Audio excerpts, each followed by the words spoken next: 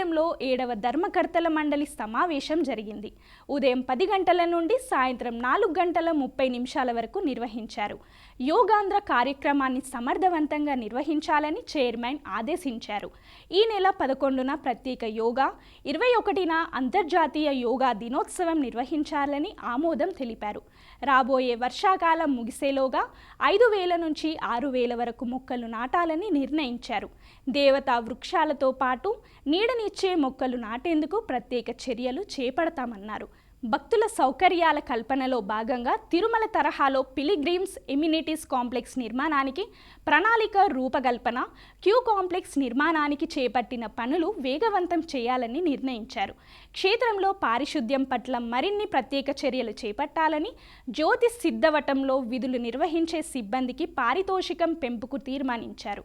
ఈ సమావేశంలో ఈవో శ్రీనివాసరావు, సభ్యులు, ప్రత్యేక ఆహ్వానితులు పాల్గొన్నారు.